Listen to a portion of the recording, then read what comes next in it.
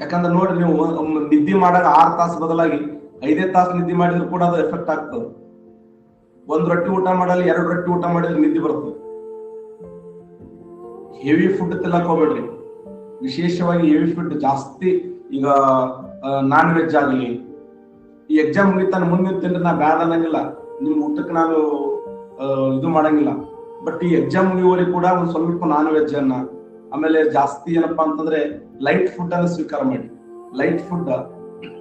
Light food ಅಂದ್ರೆ ಯಾವುದು?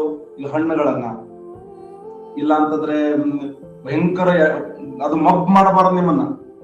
ನಿಮ್ಮನ್ನ ಮಬ್ಬು ಮಾಡಿ ಮನಸ್ಸೆಲ್ಲ ಕಚ್ಚಕ್ ಹೋಗ್ಬಾರ್ದು. ಓದಕ್ಕ ಕ್ರಿಯಾಶೀಲತೆ ಇರಬೇಕು. ಮತ್ತೆ ಎಕ್ಸಾಮ್ ದಲ್ಲಿ ಈ ಸದ್ಯ ಏನು 1 ತಿಂಗಳು 1.5 ತಿಂಗಳು ಇರ್ತಲ್ಲ, ಎಲ್ಲಾರ್ದು ಮಂದಿದ ಬಗ್ಗೆ ವಿಚಾರ ಮಾಡೋದು, ಇಲ್ಲ ಫ್ಯಾಮಿಲಿ ಎಕನಾಮಿಕ್ ಪ್ರಾಬ್ಲಮ್ ಇರುತ್ತೆ ಅದ್ರ ಬಗ್ಗೆ ವಿಚಾರ ಮಾಡೋದು, ಇಲ್ಲ ಅಂತಂದ್ರೆ ನಮ್ಮ ವೈಯಕ್ತಿಕ ಲೈಫ್ ಬಗ್ಗೆ ಸುಮ್ನೆ ಒಳ್ಳೊಳ್ಳೆ ಅದನ್ನ ವಿಚಾರ ಮಾಡೋದು. ನೀವು ಒಂದ್ಸರಿ ನೀವು ಲಿಸ್ಟ್ನಾಗ ಕೂತ್ರೆ ನಿಮ್ ಬದುಕು ಬಂಗಾರ ಬದುಕಾಗಿ ಹೋಗ್ತದೆ. ನಿಮ್ದೆಲ್ಲ ಸುತ್ತಮುತ್ತ ಎಲ್ಲಾ ನಿಮ್ ಜನರೆಲ್ಲ ಪರಿವರ್ತನೆ ಆಗಿಬಿಡ್ತಾರೆ. ನಿಮ್ಮ ನೋಡುವಂತ ದೃಷ್ಟಿಕೋನಗಳ ಪರಿವರ್ತನೆ ಆಗ್ತದೆ. ನೀವು ಎಕನಾಮಿಕ್, ನನ್ನ ಪ್ರಕಾರ ಈ ಜಗತ್ತಿನಲ್ಲಿ 50% ಸಮಸ್ಯೆಗಳು ಬರೋದು ಆರ್ಥಿಕ ಸಮಸ್ಯೆಗಳೇ. ನನ್ನ ಪ್ರಕಾರ 50% ಎಲ್ಲಾ ಸಮಸ್ಯೆಗಳಲ್ಲಿ ದೊಡ್ಡ ಮಟ್ಟದ ಸಮಸ್ಯೆ ಅಂದ್ರೆ ಎಕನಾಮಿಕ್ ಪ್ರಾಬ್ಲಮ್.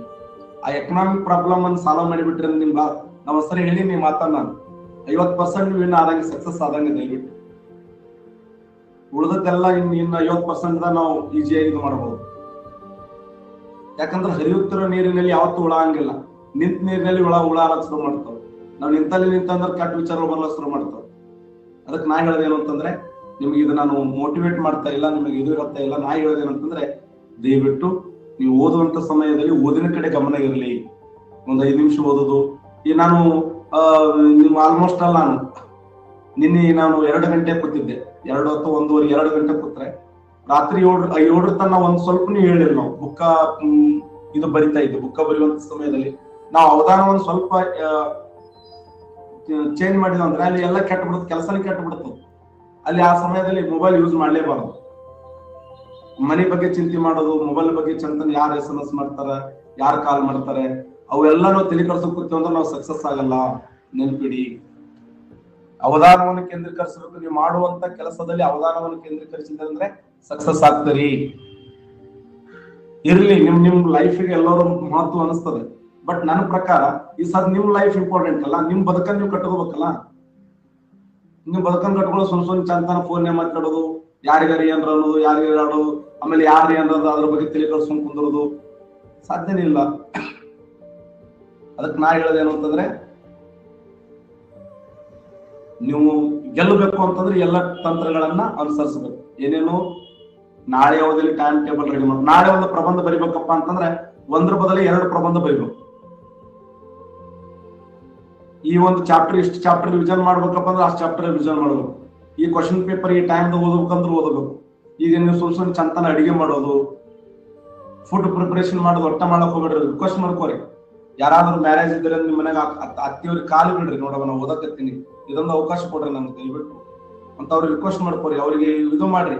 ನೀವೆಲ್ಲಾ ಒಟ್ಟು ನಾವೇ ಅಡಿಗೆ ಮಾಡ್ಕೊಂಡು, ನಾವೇ ಉಂಡು, ನಾವೇ ತಿಂದು, ಇನ್ನು ಅಡಿಗೆ ಮಾಡ್ಕೊಂಡು ಊಟ ಮಾಡಿ ಏನು ಓದಬೇಕು ಅನ್ನೋದಾಗ ನಿಧಿ ಬಂದ್ಬಿಡ್ತೀನಿ. ಯಾಕಂದ್ರೆ ನೀವು ಅಲ್ಲಿ ಸುಸ್ತಾಗಿ ಬಿಟ್ಟಿರ್ತೀರಿ ನೀವು. ಯಾಕಂದ್ರೆ ಓದೋ ಮೂಮೆಂಟ್ ಬರ್ತಲ್ಲ, ಇದು ಬಹಳ ಕುತ್ತಿಗೆ ಬಂದಂಗ ಅನಿಸ್ತದ. ನಿಮ್ಗೆ ಉಳಿದಿದ್ದೆಲ್ಲ ಈಜಿ ಅನಿಸ್ತದ ನೋಡ್ರಿ. ನೀವು ಉಳಿದಿದ್ದೆಲ್ಲ ಈಜಿ ಅನಿಸ್ತದ. ಬಟ್ ಓದಕ್ ಹೋಗ್ತೇವೆ ಅಂತಂದ್ರೆ 5 ನಿಮಿಷ ಓದ್ಬೇಕನ್ನೋದ್ರಿಗೆ ಸ್ವಲ್ಪ ಕಾಲು ಮುಂಚೆ ಚಾಚ್ಬೇಕು ಅನಿಸ್ತದ. ಕಾಲು ಮುಂಚೆ ಚಾಚಾದ್ಮೇಲೆ ಇಂದ್ರೆ ಏನು ತೆರಿಗೊಂಬಿಟ್ಕೋ ಹಿಂದಿಟ್ಕೋಬೇಕಂತದ. ಯಾಕ ಮಗಂದು ಸ್ವಲ್ಪ ಸೊಂಟ ನೋವಾದಂಗ ಆಗತ್ತ ಅಂತೇಳಿ ಆರಾಮ್ ನಾವ್ ಮಕ್ಕೊಂಡು ಹೋದ್ರ ಮಕ್ಕೊಂಡ್ 5 ನಿಮಿಷದಾಗ ಬುಕ್ಕನೇ ಓದೋ ಮಗಂದು ನಾವ್ ಓದಂಗೆ ಇಲ್ಲ. 5-6 ನಿಮಿಷದಾಗ ಬುಕ್ಕನೇ ಕೂತು ಓದಬೇಕದು. 5-10-15-20 ನಿಮಿಷ ಬುಕ್ ತೆಲಿಗುಂಬಾಗಿರ್ತದ. ಆ ತೆಲಿಗುಂಬ ಬುಕ್ ಕಟ್ಕೊಂಡು ನಿದ್ದೆ ಮಾಡ್ತದೆ. ಹಿಂಗಾದ್ರೆ ಸಕ್ಸಸ್ ಆಗಲ್ಲ.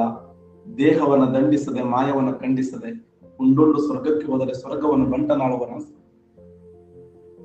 ನಿಮ್ ಹೆಲ್ತ್ ಅದ್ರ ಮ್ಯಾಗ ಎಷ್ಟು ಚಂದ ಓದಬೇಕು ಗೊತ್ತಾ ನೀವು. ಈಗ ಸದ್ ಪ್ರೆಸೆಂಟ್ ನನ್ನ ಪ್ರಕಾರ ನಾನು 2017ರಲ್ಲಿ ಪಂಚಾಯತ್ ಡೆವಲಪ್ಮೆಂಟ್ ಆಫೀಸರ್ ಓದ್ತಾ ಇದ್ದೆ. ನಾನು 6 ತಿಂಗಳು ನಾನು ಮೊಬೈಲ್, ನಿಮ್ಗೆ ಗೊತ್ತಿರಲಿಲ್ಲ, 6 ತಿಂಗಳು ಮೊಬೈಲ್ ಒಂದಿನಕ್ಕೆ ಬರೀ 1 ಗಂಟೆ ಯೂಸ್ ಮಾಡ್ತಿದ್ದೆ ನಾ. ಒಂದೇ 1 ಗಂಟೆ 6 ತಿಂಗಳು ಅಪ್ಪಿತಪ್ಪಿ ಫೋನೇ ಮಾತಾಡ್ತಿದ್ರು. 2017 ಆದ್ರೆ ನಾನು ಓದಿದ್ದೆ ಎಕ್ಸಾಮ್ ಇಲ್ಲಿ ನನಗೆ ಟೈಮ್ ಸಿಗ್ಲಿಲ್ಲ ಆ ಸಮಯದಲ್ಲಿ, ಡ್ಯೂಟಿ ಮಾಡ್ಕೊಂಡ್ ಬರ್ತಿದ್ದೆ ನಾನು. ಬಸವರಾಜ್ ನಾನು ಡ್ಯೂಟಿ ಮಾಡ್ತಿದ್ದೆ. ನಾನು ಸ್ಕೂಲ್ಗೆ ಹೋಗಿ ಪಾಠ ಹೇಳಿ ವಾಪಸ್ ಬಂದು ಮತ್ತೆ ಓದ್ತಿದ್ದೆ ನಾನು. ನಾ ಏನಂತಂದ್ರೆ, ನೀವು ಓದುವಂತ ಸಮಯದಲ್ಲಿ ಮನನ ಮಾಡ್ತಿರ್ಬೇಕು. ಹಂಗೆ ಸಂವಿಧಾನದ ಒಂದನೇ ಭಾಗ, ಭಾರತ ಒಂದು ರಾಜ್ಯಗಳ ಒಕ್ಕೂಟ, ಎರಡನೇದು ಪೌರತ್ವ, ಮೂರನೇದು ಮೂಲಭೂತ ಹಕ್ಕುಗಳು, 4 ರಾಜನೀತಿ ನಿರ್ದಿಷ್ಟ ತತ್ವಗಳು, ಯಾವ ಇಂಪಾರ್ಟೆಂಟ್ ಅನಿಸ್ತಾವಲ್ಲ ಹಂಗೆ ಅವ್ರು ರಿವಿಷನ್ ಮಾಡ್ತಿರ್ಬೇಕು. ರಿವಿಷನ್ ಮಾಡಿ ಪರ್ಫೆಕ್ಟ್ ಆಗ್ತಿರ್ಬೇಕು. ಈಗ ಎಕ್ಸಾಮ್ ಕ್ವಶನ್ ಆಗ್ತಂದ್ರೆ ಬಿಡಬಾರ್ದು ನಾವು. ದಿನ ಒಂದು 100 ಕ್ವಶನ್ ಬಿಡಿಸ್ತಿರ್ಬೇಕು. ಎಲ್ಲ ಕ್ವಶನ್ ಬಿಡಿಸೋದು ಓದು ಕ್ವಶನ್. ಈ ಕರ್ನಾಟಕ ಹಿಸ್ಟ್ರಿ 2 ತಾಸನ್ನ ಮುಗಿಸ್ಬಿಡ್ಬೇಕು, 2 ರಿಂದ 3 ತಾಸು. ಯಾರು ಶಾತವಾಹನರ ಮೇಲೆ ಒಂದು ಕ್ವಶನ್ ಆಗಿರ್ತದೆ, ಇಲ್ಲಾಂದ್ರೆ ಕಾಕುತ್ ಸವರ್ಮನ ಮೇಲೆ, ಇಲ್ಲಾಂದ್ರೆ ದುರ್ವಿನೀತನ ಮೇಲೆ. ಇನ್ನೊಂದು ನೆನ್ಪಿಟ್ಬಿಡಿ, ರಾಜಕೀಯ ಇತಿಹಾಸ ಅಪ್ಪಿತಪ್ಪಿ ಕೇಳಂಗಿಲ್ಲ ಎಕ್ಸಾಮ್ಗೆ. ರಾಜಕೀಯ ಇತಿಹಾಸ ಒಂದು ಕ್ವಶನ್ ಆಗಿಲ್ಲ, ರಾಜಕೀಯ ಇತಿಹಾಸ ಮೇಲೆ ಕೇಳಂಗೇ ಇಲ್ಲ. ಪ್ರಸಿದ್ಧ ಶ್ರೀಕೃಷ್ಣ ದೇವರಾಯ ಬರೆದಂತ ಈ ಆಮುಕ್ತ ಮೌಲ್ಯ ಯಾವ ಭಾಷೆಯಲ್ಲಿದೆ? ಶ್ರೀಕೃಷ್ಣ ದೇವರಾಯನನ್ನ ಆಂಧ್ರ ಭೋಜ ಎಂದು ಕರೆಯುತ್ತಾರೆ. ಶ್ರೀಕೃಷ್ಣ ದೇವರಾಯನ ಬಗ್ಗೆ ತಿಳಿಸುವಂತ ಶಾಸನ ಯಾವುದು? ಅಲ್ಲ, ಶ್ರೀಕೃಷ್ಣ ದೇವರಾಯನ ಆಸ್ಥಾನಕ್ಕೆ ಭೇಟಿ ಕೊಟ್ಟ ಫಾರಿನರ್ಸ್ ಯಾರದಾರೆ? ಯಾರು ಭೇಟಿ ಕೊಟ್ರು? ಅವ್ರು ಬರೆದಂತ ಲಿಟ್ರೇಚರ್ ಏನು? ಅವರ ಒಂದು ಈ ದೇಶಕ್ಕೆ ಕೊಡುಗೆ ಏನು? ಶಾಸನ, ಸಾಹಿತ್ಯ, ಕಲೆ, ವಾಸ್ತುಶಿಲ್ಪ, ವಿದೇಶಿಗಳು ಭೇಟಿ ಕೊಟ್ಟಿರ್ತಕ್ಕಂಥ ವಿಚಾರ. ನಾವೇನ್ ಮಾಡ್ತೀವಿ? ಯುದ್ಧಗಳನ್ನ ಓದ್ತೀವಿ. ಯುದ್ಧಗಳು ಓದ್ರಾಗೆ ಆ ಚಾಪ್ಟರ್ ಮುಗಿದ್ಬಿಟ್ಟಿರ್ತದೆ, ಸಾಗಿಬಿಟ್ಟಿರ್ತದೆ ನಮ್ಗೆ. ಒಟ್ಟ ಯುದ್ಧಗಳು ಓದಬಾರ್ದು. ದೇವಾಲಯಗಳು, ವಾಸ್ತುಶಿಲ್ಪ, ಪ್ರಸಿದ್ಧವಾದ ದೇವಾಲಯ. ನನ್ ಮಾತು ಅರ್ಥ ಆಗ್ತಾ ಇದೆಯಾ? ಇದು ಎಕ್ಸಾಮ್ ಟ್ರಿಕ್ ಎಲ್ಲ. ಇವು ಎಕ್ಸಾಮ್ ನ ಪಾಸ್ ಆಗ್ಲೇಬೇಕಂದ್ರೆ ಇಂಥ ಕ್ವಶನ್ಗಳನ್ನು ಕೇಳ್ತಾ ಬರ್ತಾನೆ. ನಾವೇನ್ ಮಾಡ್ತೀವಿ? ಪ್ರಾಚೀನ ಭಾರತ ಇತಿಹಾಸ 2 ತೋತೀವಿ, ಗೊತ್ತು ಬಿಡಂತೀವಿ. ಪ್ರಾಚೀನ ಭಾರತ ಇತಿಹಾಸ ಮುಗಿಸ್ಬಿಡೋಣ, ಮಧ್ಯಯುಗ ಭಾರತ ಇತಿಹಾಸ ಮುಗಿಸೋಣ, ಆಧುನಿಕ ಭಾರತ ಇತಿಹಾಸ ಮುಗಿಲಾದ ಕಥೆಯವು. ಅದಕ್ಕೆ ದಯವಿಟ್ಟು ದಿನ ಒಂದು ಪ್ರಬಂಧ. ನೀವು ಸೆಕೆಂಡ್ ಪೇಪರ್ಗೆ ಎಷ್ಟು ಮಹತ್ವ ಕೊಡ್ತಿರಲ್ಲ, ಫಸ್ಟ್ ಪೇಪರ್ಗೆ ಅಷ್ಟೇ ಮಹತ್ವ ಕೊಡ್ಬೇಕು. ಈಗ ಉದಾಹರಣೆ, ನೀವು ಈಗ ಎಷ್ಟೋ ಜನ ಟ್ರಾನ್ಸ್ಲೇಷನ್ ಮಾಡಿಲ್ಲ ಇಲ್ಲಿವರೆಗೆ. ನಾನು ನೋಡಿ ಟ್ರಾನ್ಸ್ಲೇಷನ್ ಮಾಡಿಲ್ಲ, ಪ್ರಬಂಧ ಬಿಡಿಸಿಲ್ಲ, ಆಮೇಲೆ ರಿಸರ್ಚ್ ರೈಟಿಂಗ್ ಬಿಡಿಸಿಲ್ಲ, ಆದ್ರೂ PSI ಆಗ್ಬೇಕಂತ. ಅಲ್ಲ, ಒಂದ್ ತ್ಯಾಗ ಮಾಡ್ಬೇಕಲ್ಲ. ಎಲ್ಲರೂ ಮಾಡ್ಬೇಕು ನಾವೇ ಅಂತಂದ್ರೆ ಆಗಲ್ಲ. ಎಲ್ಲವೂ ನಾವೇ ಮಾಡ್ಬೇಕಂದ್ರೆ ಆಗಲ್ಲ. ನಾ ಹೇಳ್ದೇನಂತಂದ್ರೆ, ಈ ಸದ್ಯ ಪ್ರೆಸೆಂಟ್ ಈ ಅವಧಿ ಏನಿದೆಯಲ್ಲಪ್ಪ, ದೇವರು ಆಮೇಲೆ ಆಣೆ ಮಾಡಿ ಹೇಳ್ತೀನಿ, ಈ 2 ತಿಂಗಳಂತೂ ಹಾರ್ಡ್ ವರ್ಕ್ ಮಾಡ್ಲೇಬೇಕು. ಆಡದ್ರಲ್ಲಕ್ಕ ಮನ್ನಗಳು ಓದದೆ ಇದನ್ನ ನೀವು ಚೆನ್ನಾಗಿ ಬಳಸ್ಕೊಂಡ್ಬಿಟ್ರಿ ಅಂತಂದ್ರೆ ಗ್ಯಾರಂಟಿ ಸಕ್ಸಸ್ ಆಗಿಬಿಡ್ತದೆ. ಮತ್ತೆ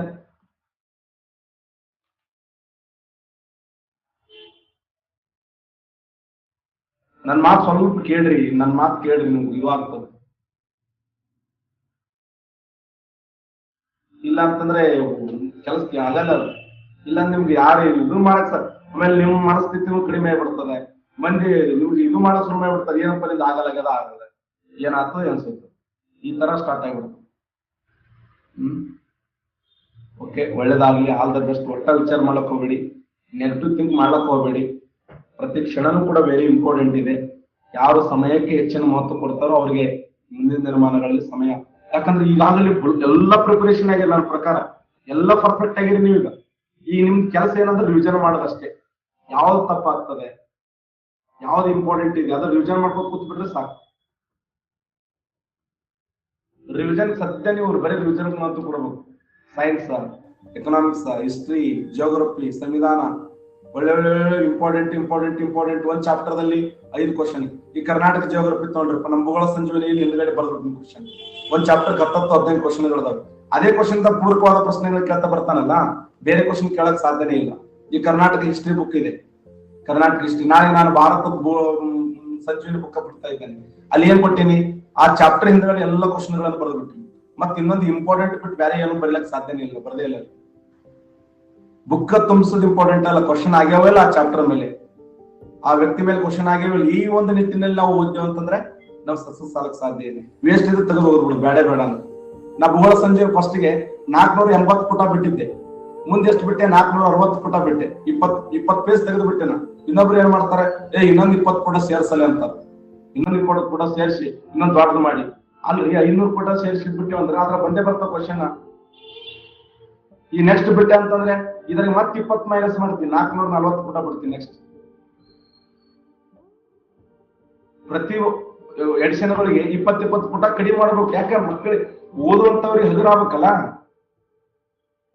ಸ್ಮಾರ್ಟ್ ವರ್ಕ್ ಆಗ್ಬೇಕಲ್ಲ, ಅದು ಇಂಪಾರ್ಟೆಂಟ್. ಸರ್ ರೆಸ್ಟ್ ಮಾಡೋದಂದ್ರೆ ಏನು? ರೆಸ್ಟ್ ಮಾಡೋದಂದ್ರೆ ನನ್ನ ಪ್ರಕಾರ ವಿಷಯ ಚೇಂಜ್ ಮಾಡ್ಬೇಕು, ಮಕ್ಕಳದಲ್ಲ. ರೆಸ್ಟ್ ಮಾಡೋದಂತಂದ್ರೆ 4-5 ಕವಿತೆ ಹೊಚ್ಕೊಂಡು ಮಕ್ಕೊಂಡ್ಬಿಟ್ಟದಲ್ಲ.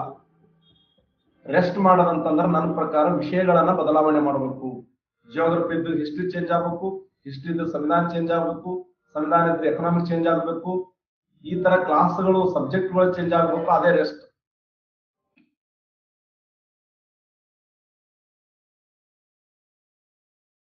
ದಯವಿಟ್ಟು ಇದು ಓಕೆನಾ? ಕಲ್ಲೇಶ್ ಅದ ಹೆಂಗ್ ರೆಸ್ಟ್ ಆಗ್ತಾವ ಅಂದ್ರೆ ರೆಸ್ಟ್ ಆಗ್ತದ, ಆ ತರ ರೂಢಿಸ್ಕೋಬೇಕು ಅದನ್ನ. ಹಂಗ್ ಮಾಡಿದ್ರೆ ಕೆಲಸ ಆಗ್ತದೆ. ಇಲ್ಲಾಂದ್ರೆ ಯಾಕಂದ್ರೆ ಹಗಲ ರಾತ್ರಿ ಕೂಡ ಓದೋರು ಅದಾರೆ. ನಾವು ಓದ್ತೇವಪ್ಪ 1 ಮಾರ್ಕ್ಸ್ ಹೊರಗೆ ಬಂದಿ, ಯಾರಿಗೆ ಹೇಳೋ ನೀ 1 ಮಾರ್ಕ್ಸ್ ಹೊರಗೆ ಬಂದಿ? 1 ಮಾರ್ಕ್ಸ್ ಹೊರಗೆ ಬಂದ್ರು ಫೇಲೆ, 100 ಮಾರ್ಕ್ಸ್ ಹೊರಗೆ ಬಂದ್ರು ಫೇಲೆ, 50 ಮಾರ್ಕ್ಸ್ ಹೊರಗೆ ಬಂದ್ರು ಫೇಲೆ. ಫೇಲೆ ಅಲ್ಲ. ಎಕ್ಸಾಮ್ ಪಾಸ್ ಆಗ್ಬೇಕಾದ್ರೆ 100ಕ್ಕೆ 100 ಪರ್ಫೆಕ್ಟ್ ಇರಬೇಕು. ಇಲ್ಲೊಂದು ಪರ್ವತ ಇದೆ, ಇಲ್ಲೊಂದು ಪರ್ವತ ಇದೆ. ಇಲ್ಲಿ ಸರ ನಾನು 99% ಜಿಗಿತೀನಿ ಅಂದ್ರೆ ಕೆಳಗೊಳ್ತೀನಿ.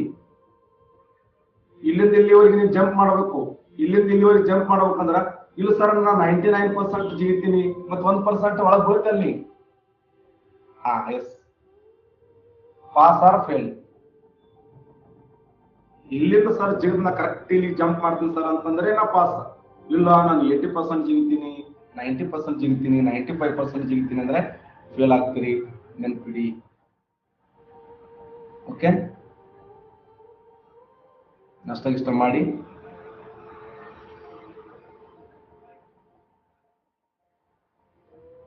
ನನ್ನ ಮಾತುಗಳನ್ನು ಎಷ್ಟರ ಮಟ್ಟಿಗೆ ನೀವು ತೋತರು ಬಿಡುತ್ತರು, ಬಿಟ್ಕೊಟ್ಟಂತ ವಿಚಾರ.